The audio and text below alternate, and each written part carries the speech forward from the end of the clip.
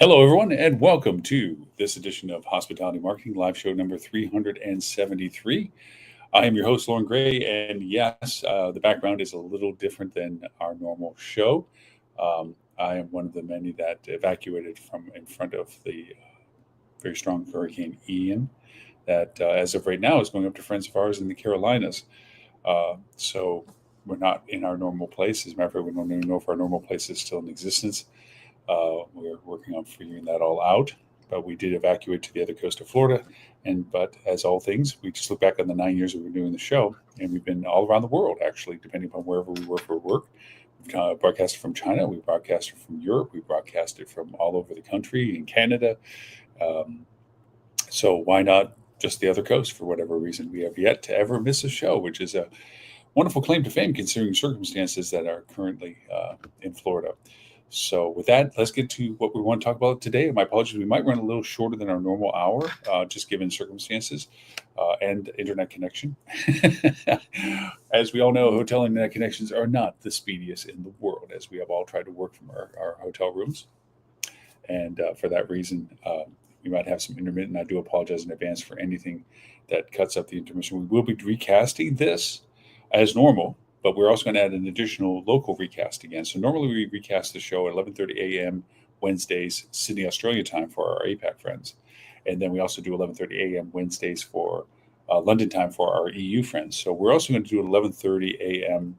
Eastern US time again for our US friends, so that we can make sure that if for any reason we get interrupted with technology issues or what have you, that the show will make it out on its regular week rotation as well. Um, Normally, we have several computers operating for us to run the live broadcast. It's all consolidated into our one laptop. So it's recasting from the laptop at the same time that it's casting here so that we can get to our TV chase station, our TV channel, I should say, hospitality channel, and also to our Facebook, LinkedIn, YouTube, and Twitter accounts as well, which hopefully you're enjoying the show for that as well. We will also do our audio podcast. However, that might be released tomorrow instead of today, given circumstances. So we'll let you know. So all that precursor to everything, let's get to the topic that I wanted to make sure we try to hit. It might be slightly influenced with the current impact of things, but I want to broaden the topic a little bit beyond that. And the topic today that I'd like to pop into is popular versus hard decisions. I find it very interesting. We've been very persistent about our discussions about budgets and our seasonality of budgets between August and October. And we're in that process, and we'll be rolling as of tomorrow into October, which usually historically for budgets is the authorization, verification, and authentication process for budgets. That the budgets have been constructed over the course of September from the data that was collected and assimilated and aggregated and everything else, any other A word, in August.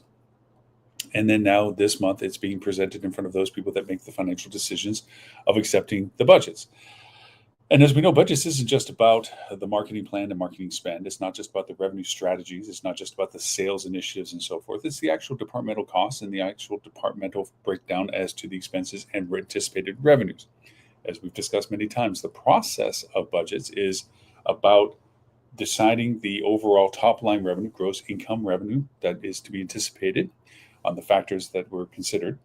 And then that is assimilated into the cost values of things that have to be handled and operated to provide that opportunity to create the revenue. And then to look at what needs to be invested in financially as to the FF&E, capital expenses, and so forth, as to the replacements and repairs and refurbishments and upgrades and brand standards and whatever else the considerations of your property are. In the real world of what we deal with, we have real people, human people, that are influenced by the security of their position, the politics of contrast of other people's opinions, the variations of authority between what they are in control of versus what somebody else is in control of. And you have what may be good decisions, but based on motivations of preservation, uh, self sandboxing, where you want to keep control of what you can keep control of. And then what you think and know might get accepted, the politics of it. If I support this from you, even though it doesn't benefit me, but I need your endorsement in the collective discussion of our budgets, then that means what I need pushed through, you'll support. That politics associated with budgets. Doesn't mean that the right decisions are being made. It means decisions are being made based on all the influences that affect that decision. I say that because there's a lot of things when it comes to data. You can be with a massive amount of data that should tell you what you think, but the politics of its implementation is preventative because of these things that influence the decisions. If you feel that there is a completely, let's keep this into kind of a historical context. Being of the age enough and being in the industry long enough, in the early 2000s, when the internet was first becoming to make an impact, where it was actually an influence on our industry, it was way back in 2001, 2002. You began to see online a means of booking hotel rooms. It wasn't easy, it wasn't sexy, it wasn't large, it wasn't a lot. It was actually very manual.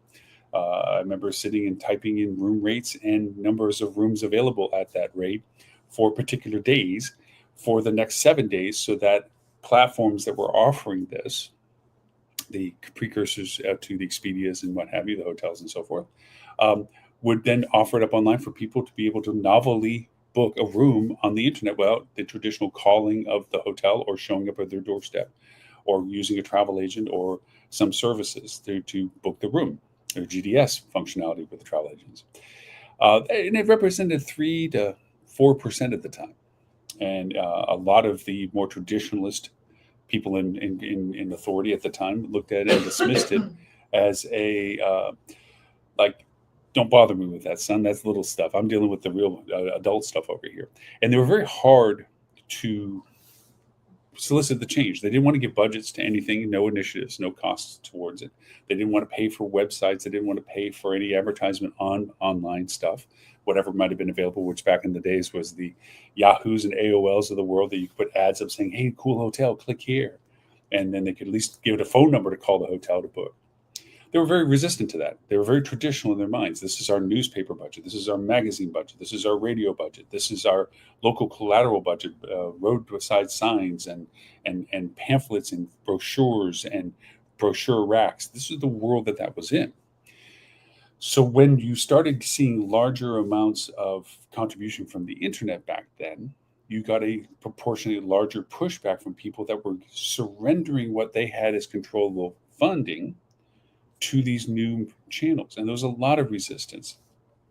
I remember to this day, there were GMs at the time that said, I don't need to learn about that internet stuff. I run hotels. It was the kiss of death for their career in the long term because they didn't adapt to the influence of the internet to doing their business. And they basically kept a blind eye to the influence of the internet on them until somebody that didn't put a blind eye to the internet came in and took over their chair because they were aware of the impact of what those changes meant to operating a hotel. So even those people traditionally were very good at their job in operating a hotel, they were unfortunately unadapted or unwilling to adapt to the changes that were influencing the industry. We're in that circumstance again, and that's why I was referring to that time frame, not to just be waxing nostalgic. It's the fact that we are in a change in perspective. I remember years ago the idea of, well, one day people are going to realize the importance of advertising on social media, and someday they're going to recognize the importance of what Google Ads do. Well, that time has come, and now those are the traditional benchmarks. Many times, and many of my clients even, it's a matter of education of the client, their willingness to expend what it would take to go outside of the norm, that it's okay to talk to them about Facebook advertising. They now have been understanding the value of what that kind of marketing produces. It took a long time. First, it was advertising and it didn't produce. Then they realized it wasn't really as much a direct channel as everyone was hoping for, even though it could be well targeted. And then people learned that it was an augmentation to other means of advertisement. So now it's a traditional budget item. These things are part of what the marketing dollars are spent for. Trying to convince people that they need to pay advertisement in Google is not as hard as it was years ago, and certainly not hard as it was more than a few years ago. But the idea that there's a traditional entrenchment of how these things get budgeted, it's easy, in the last year, this year budgets to say this is what we plan on spending on Facebook and on Google. It's harder for people to understand why we're spending on Meta, although it's improving. People don't understand the value of Meta. Those that have been doing it understand the value of Meta. Those that haven't are reluctant because it's not a familiar piece. You can bring them a tremendous amount of data. I have many times with clients to convince them the need to first off initiate a meta search program, let alone fund it, is to show them the success of clients that have been successful at being the early adopters, as to the monies that they can make from the platform and the returns on value from that. More importantly, the top line percentage contribution that something like that can provide. That's getting to be an easier discussion. That's not the juxtaposition of our topic today, where I'm talking about the popular versus hard decisions. I'm talking about the fact that there's a tremendous amount of data that shows that things are shifting as to where people are that you want to market your product to. We know, just let's take Facebook. It's a traditional component of our marketing plan for most parts. Some people are still resilient to the idea, but most people have adopted the fact that Facebook is a viable channel that needs funding because it produces and as a catalyst, at the very least, other channels that people do discover and book from. First quarter of this year, given all the circumstances in our politics and the world and global economies and so forth, Facebook faced its first reduction of users, subscribers, in its history. It was the first time things didn't keep growing. They stopped growing and actually came backwards. Second quarter, the first time it ever happened to Facebook, was they didn't make more money than they did the previous quarter for the first time, or their best or better year over year. They went backwards. Their income went down. We've discussed all the reasonings of how that all happened, but that is a change. The only thing we're referring to it as is because of the change that it created. Something else we noticed, that in this time frame, for the first time, the most time-consuming place on the internet is TikTok. Not Facebook, actually not Google, not YouTube, not Facebook, TikTok. It went from 4 to 1. More people are spending time on TikTok than anything else that we're aware of.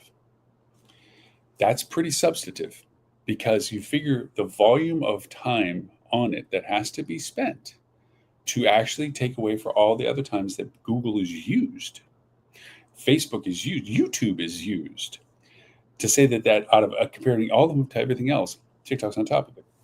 But I can honestly tell you that very few of our industry are taking advantage of what that means, because it's hard to. You're dealing with the least common denominator when it comes to market strategy. If you're not really fully fluid on what it takes to even operate within Facebook, you either delegate it to a third party, or you have somebody that is moderately knowledgeable about it, because you're not paying enough, or it's hard to find a resource that's talented enough that you would be willing to pay. You're just doing what you're capable of doing. Then you're going to be faced with the fact you only get the results that you're paying up to.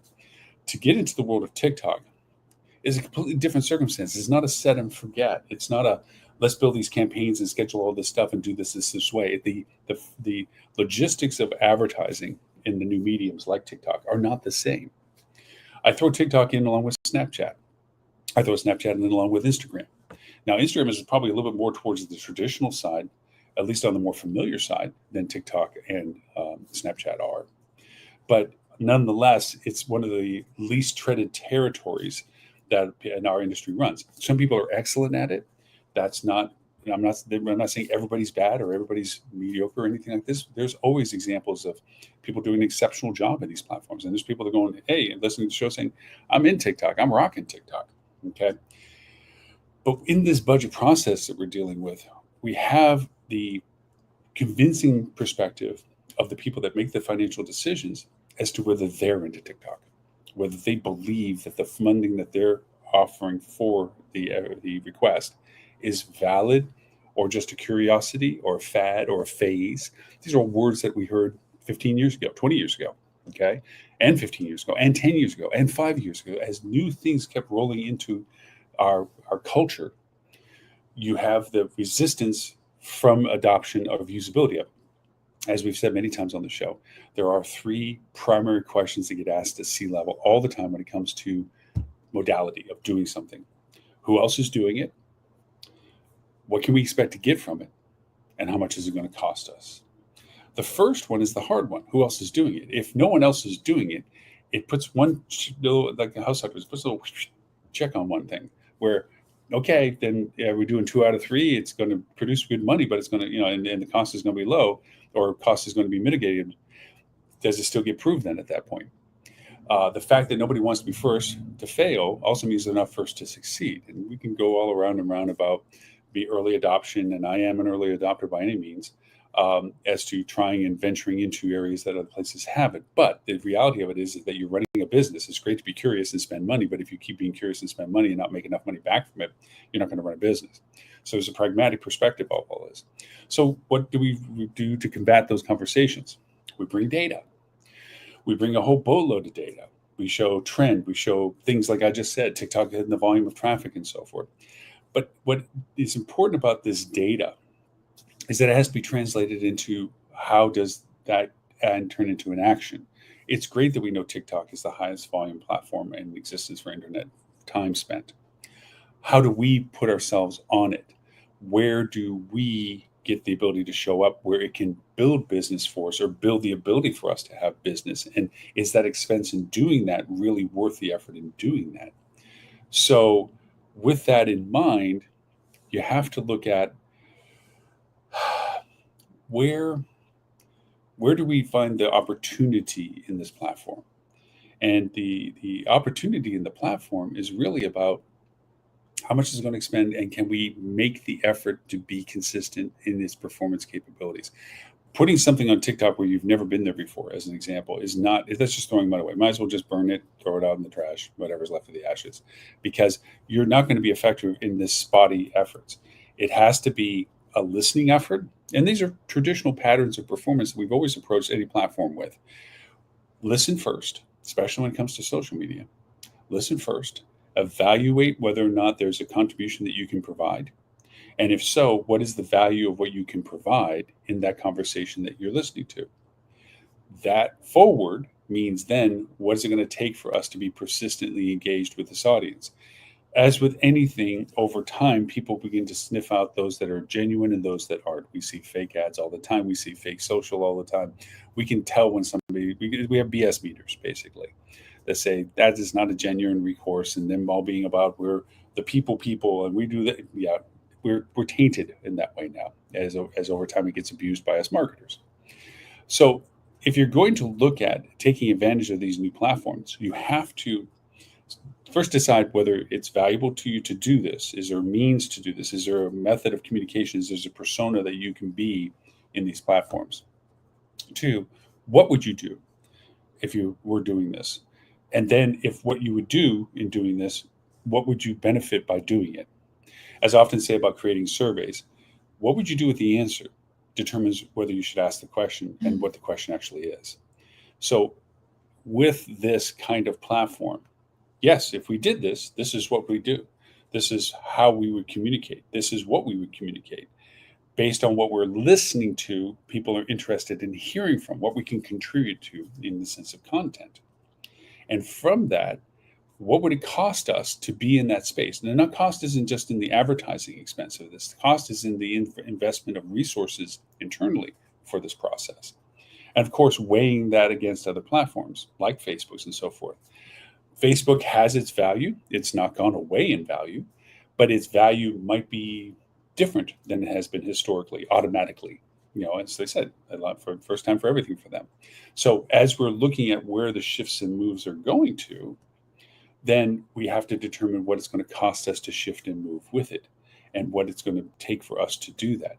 And here comes in the rub about my topic of the day, popular versus hard decisions. Popular is the easy ones. Hey, we're doing Facebook again. We want to increase this because you already proved it last year. We did that benefit and it gave these numbers. We want this budget. And everybody's feeling good about revenue numbers at this point, or optimistic about revenue numbers, and optimistic about 2023 revenue numbers. That variation fits into our pattern, our percentage growth, or the money trickles correctly to that department. The funding is people will be there. That's what we want to allocate it to. No problem. That's popular. The hard decisions are, we need to start testing on another platform. We need to start doing things different so that we stay progressive with where our audience is. not to be the shiny, we did it before our competitors, not that we did something different than nobody did. Look at us, we're so cool. It's following our guests, guest-centric marketing. Where is our guest? What do they need to know? And what can we provide for what they are wanting from us? That's the process of cycle for our marketing decisions and what channels we use and so forth. The difficulty is you might be now creating problems for people that are comfortable in their roles.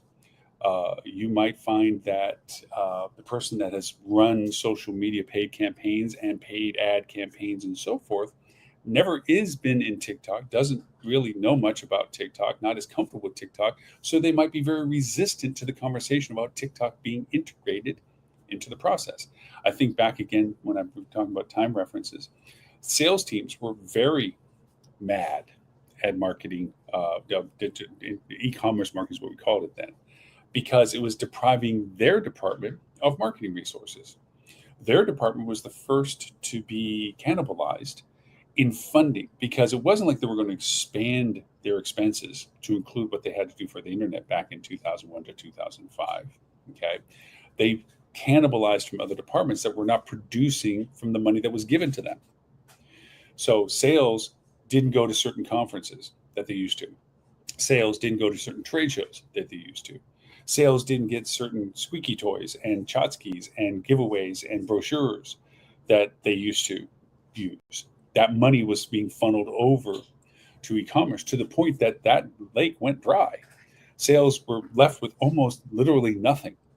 Strangely, they were also the ones that were asked to first initially handle e-commerce because they were the only ones that had the perspective of marketing and sales of the hotel to take on and tackle what it would even mean to the hotel to do it. So they literally were digging their own grave at the time that they were handling this stuff. So there was a natural resentment between the deprivation that was taken from sales and provided over to marketing. Nowadays, the same thing in a new circumstance. You might be now faced with the fact that the budget that was going to be so dedicated to Facebook has now been marginalized to allow for a section of the finances to be given to something like TikTok. Other examples of these new things to consider, MetaSearch is another one, obviously, which may dip into your paid ad campaigns because it's funding for online advertisement, and that in the larger, higher altitude perspective, it's seen as the same thing. Okay. Over to other new things like OTT advertisement, which is the smart TV advertisement that has targeting and capabilities and really cool things. But where does that money come from? Now, as we know, social media and so forth they first cannibalized from other resources to justify their value. And then they became their own budgets from that. And maybe then were expanded from that as well. The same process is happening for these new channels. Snapchat may cannibalize from traditional budgets, weird to say, Facebook and other means that you've been doing paid ad campaigns and so forth, in the at least short term, first year, second year of it being included into a budget program. Come the third year, if it's been productive, now it might actually have its own budget, but that also means that it has to share budget with all the other sections. This progression, this change is going to have political influences. If the person that's currently operating the budget that you are now beginning to shift and move from isn't in control of where it's going, you're repeating, history repeats itself, the salespeople back in the day when they saw their funding being drained out and being put elsewhere. Now, if the person is able to continue and hold it, and they're just really moving pieces of puzzle around, to shift monies, then it's not as much of a political thing. However, it needs to still be convinced upward that the monies being spent are being justified in the production that they provide. So there's still the politics of the upward communication and decision that goes on. So you have this progression. I say this in lieu of things that are happening recently. This topic came to me from going through the evacuation process with the hurricane. If you followed the media and what was happening, they had to be concerned with several things. They had to go from an authoritative source, the National Hurricane Center, okay, so that they weren't questioned that it was some weatherman's personal opinion that the hurricane's going to curl in here or go here or whatever. They had to follow a consensus, not just because of the liability, which is already large enough. It's just the fact that they themselves recognize that they may not be the direct authority, and they rely upon experts above even them to identify the metrics of what they think is going to happen. But those same experts had to deal in the politics of releasing information. They had more information about what might happen, but they could only release it based on the impact of releasing that information. And what I mean by this is when you tell 1 million people that they have to evacuate, and then 6 hours or 8 hours later tell them they didn't need to, that develops an apathy. It develops a lack of authority or degradation of authority from them, because the next time that they might need to make the next announcement, the memory of, well, last time you did that and it didn't work out, so why is this time different? And unfortunately, it was accurate. Different than when, and now they're in jeopardy. They didn't go and evacuate, and they did put themselves in harm's way. That's always a process of this discussion. The data was there, but the ability to communicate the data had to be done based on its receivability. And that's what point I'm trying to make with this between popular versus hard decisions. The data is the data. How it gets presented and knowing that it lands on one side of another, whether this is an easy decision for people to make, a no-brainer, as people say, or whether it's a hard decision because it's off the norm. It's off of what is expected. It's off of what has been traditional. It's off of different, and it's off of what is more the main line of what we've been doing. This is the adaptability we've talked about in the show many times, where it's not about just saying, oh, we're on the new normal and everything's normal, is that it's not normal. It's fun words. The reality is now. The reality is that these decisions have to be made in a context of its receivability and its implementation and its ramifications. Those three elements influence the value of the data that you have. The data, going back to the hurricane example, showed that there was a very decent chance the hurricane did what it ended up doing. But the issue was, can we logistically actually tell everybody from Tampa to Naples on the west coast of Florida that they got to go someplace else? No. We would cause more harm to do that. So that the truth of the data is that probability was that wide. The reality is that they had to go on the most probable course, narrow it down to saying, so that they could logistically say, let's tell these people that they should move because they right now have the highest probability of potential impact.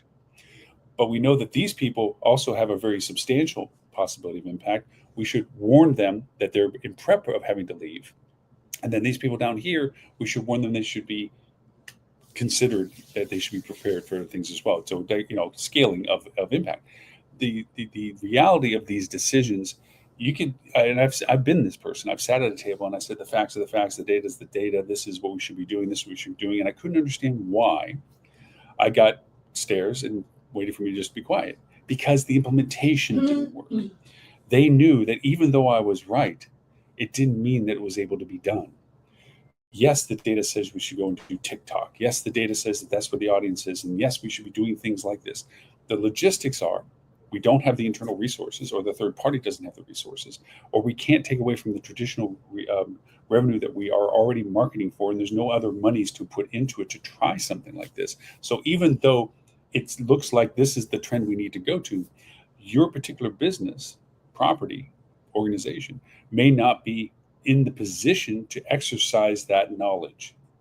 And that's the hard decision. It's popular just to do it as it was. It's hard to think that you have to now prep for the fact that this might be a new world for next year that you have to deal and do stuff with.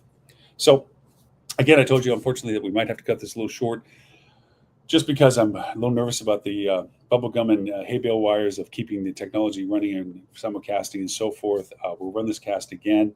Obviously, if there's triggered a nerve or questions and things, I always answer all emails at lauren@hospitalitydigitalmarketing.com. I'll touch on this in the podcast as well as a recap of the show. For everyone that's watching us around the globe and so forth, thank you for always your time and watching. For those of you watching on social while we're simulcasting, thank you so much for doing that as well. Like I said, we'll recast this in addition to our 11:30 a.m. Wednesday Sydney Australian time for our APAC friends, and 11:30 a.m. London time for our EU friends on Wednesday. We'll also add 11:30 a.m. Eastern time replay just in case. And I know there's a large number of people that are currently affected throughout Florida, just such as I am.